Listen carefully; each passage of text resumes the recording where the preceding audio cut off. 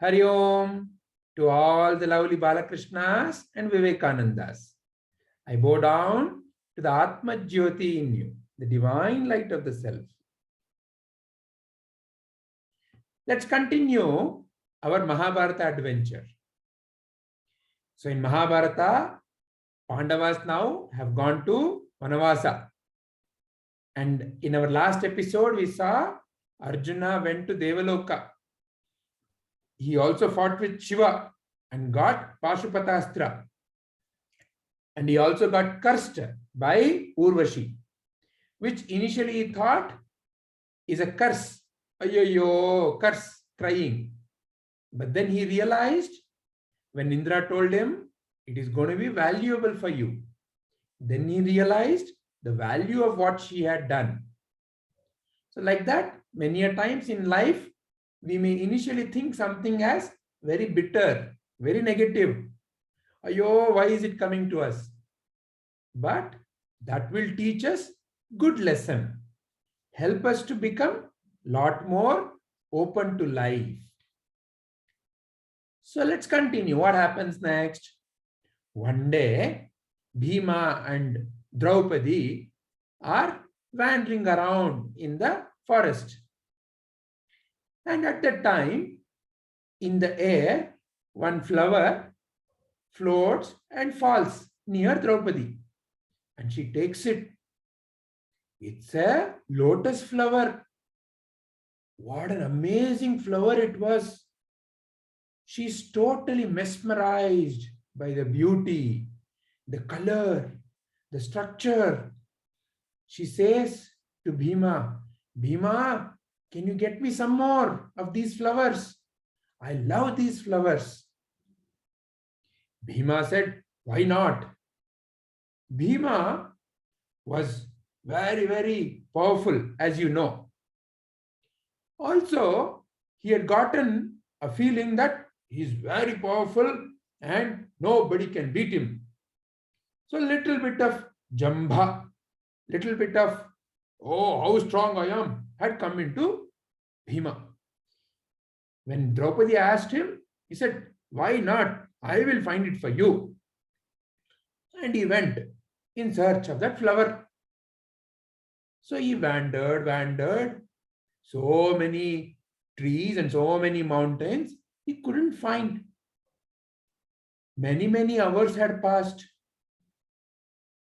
So he had reached a place called as Gandha Madhana mountain. So he was searching. There, he wanted to move in one place. There was a very narrow passage. And he found one monkey lying around. It was as if it was lying to stop him from walking. Bhima said, hey monkey, get up. Go that side. I have to go. This monkey, in a very feeble voice, said, oh, you look like a mighty warrior. You know, I'm a very old monkey. I don't have energy even to move. Can you please move me aside? And then can you please walk? Hearing that, Bhima said, okay. What a small task it is, he thought. But anyway, let me do that. So he went to lift the monkey. First he wanted to just lift the tail and throw it away to that side. So he went to lift the tail. The tail wouldn't even budge an inch. Bhima first thought maybe he's just being tricked. So he tried to lift. Nothing.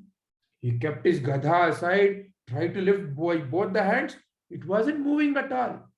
He put all the energy he had, all the shakti he had, and did. He had done so many wonderful things earlier. Rakshasas only he had thrown in the wind. He had thrown so many boulders. But this little monkey's little tail is not able to lift.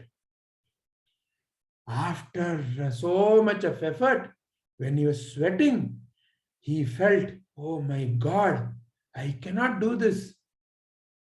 So this must be a very divine monkey.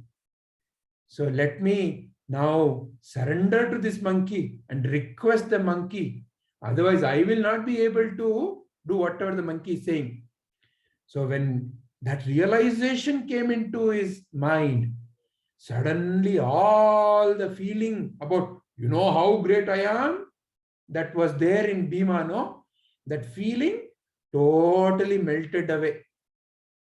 And he was very humble now. And he knelt down near the monkey. And in a very humble voice, he said, oh, monkey, I don't know who you are, but you must be a very divine being, not an ordinary being. Please help me. Please show your true form. Who are you?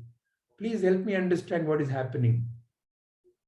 Then, bang, that monkey changed its form. And in its place was Hanumanta.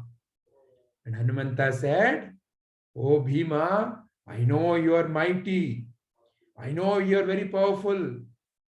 But the feeling of how great I am is not at all healthy. Whatever the power you have is not yours. It is divine grace. You should learn to use it for the benefit of others. And I just wanted to help you realize that. So I am here today. When Bhima heard that, he was so happy, so grateful that Hanumanta only had come. Then Hanumanta continued, you know what? They call me as Vayuputra, the son of the wind god. And Bhima is also Vayuputra. So that makes you and me brothers. Saying that, Hanuman hugged him. Bhima was so happy. And Bhima said, you know what has happened to our kingdom and everything? All the story narrated. And he said, oh my brother, will you be there to help us when we need you? And Hanuman blessed him, saying that, don't worry, I will be on your side. I will sit in the flag of Arjuna and I will guard all of you. Saying that blessing, he wanted to go away. Then Bhima asked him, I am here searching for this lotus flower and have been searching everywhere. I haven't found it. Can you please help me? Then Hanumanta showed him the direction to Sagandhika mountain. Sangandhika mountain, and said, that is where you will find Kubera's garden. And there you will find this. Oh, thank you very much. Then Bhima went there, and there Kubera's guards were not willing to give it away. And Bhima had to fight a little. But eventually they realized that Bhima just wanted to take some flowers. So when Kubera only came and pleaded forgiveness for the contempt that his soldiers did, and he offered some flowers. And Bhima brought those flowers happily back to Draupadi. And that's the story for today. In our next episode, we will see what the evil spell that our Kauravas are planning. They're still not very happy that Pandavas have been sent to the forest. They still have a feeling, an ill feeling towards them. They still want to trouble them. So what do they do and what happens? We will see in our next episode. Till then, Hari Om, my lovely Balakrishnas and Vivekanandas.